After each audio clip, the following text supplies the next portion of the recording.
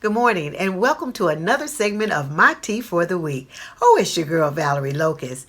And today we're going to talk about reading the wrong labels. So go ahead, girl, and grab that tea and meet me at the table because you know I got something to say.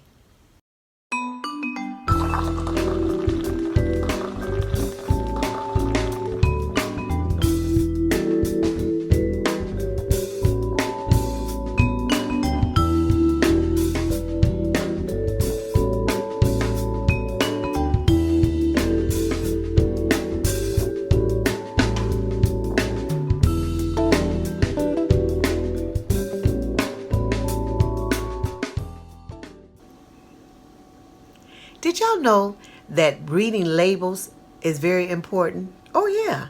That's right. They have pertinent information that will help us make the best choice when we're buying food. For instance, say we're in a grocery store and we want to buy some bread. Now there are two types of breads that look exactly the same, they cost the same, but they're from a different manufacturer.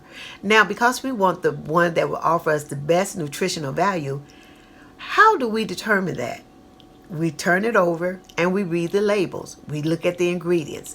And whichever one has the less sodium, less salt, less additives, is generally the one that we will eventually be persuaded to buy. So again, reading labels is very important. And even after reading the labels, honey, we still have to be cautious. Why? I'll tell you why. Because the manufacturers, the one who's putting these products out, sometimes are giving us misleading information, deceiving us with information, and sometimes information just plain false. Oh yeah. See, you can find that if you do your research on like some of these breakfast cereals. You will find out that a lot of these cereals are not healthy for us at all. So do we continue to buy bad food based on the labels that are not good for us because it's something we've been doing for years and years and years? Or will we make a conscious effort to buy better foods based on the new label that will perhaps cause us to live longer, healthier lives? Oh yeah, ladies. It's time for us to change some of these bad labels in our lives. Yeah, you see, some of us have been labeled since we were children. That's right. But just like the food in the stores, all labels aren't bad labels. Like labels like honey bunny or cupcake or whatever those terms of endearment might be. Those labels we give to the ones that we love. That's right. For me, I have 11 grandchildren and 3 great-grandchildren.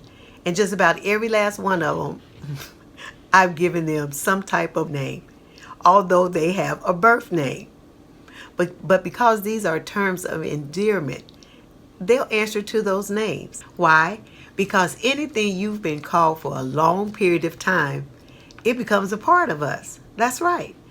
For instance, my older sister, when we were little kids, we could not say her name for the life of us properly.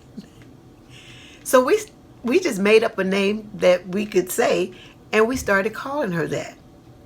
And until this day, we all call her that same name. The same way it was with me. When I was younger, I used to always watch the Mickey Mouse Club.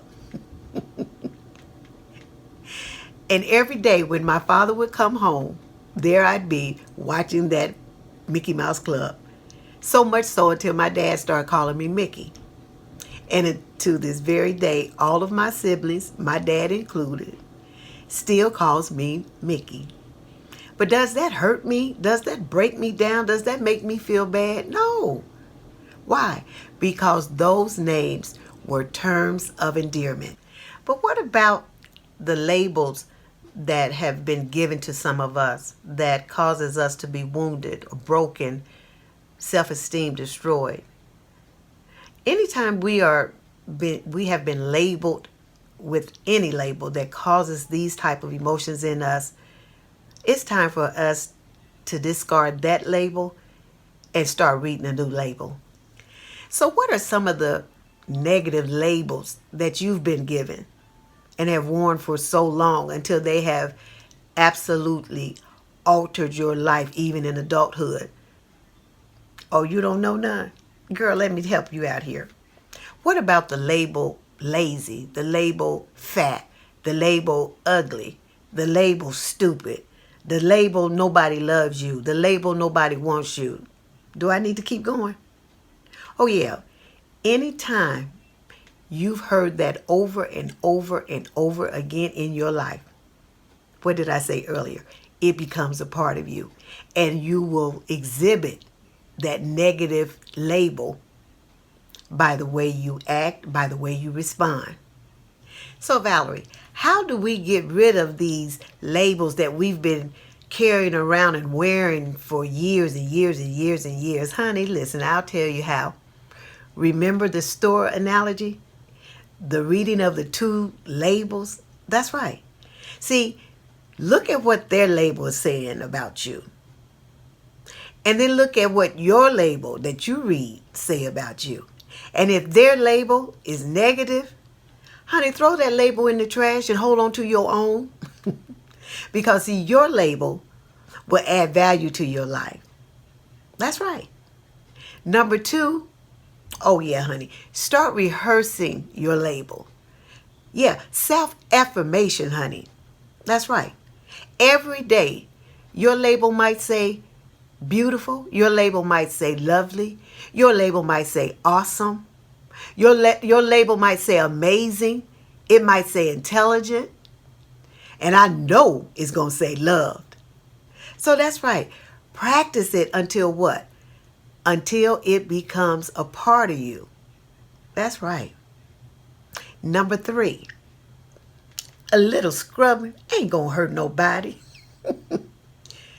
Ladies, sometimes we got to scrub ourselves mentally and emotionally. And scrub ourselves until we no longer hear the negative, we don't feel the negative, and it definitely won't be demonstrated in our everyday living. So ladies, as always, thanks so much for tuning in. It's been a pleasure again coming before you, and I pray that something was said that will help to encourage you along the way.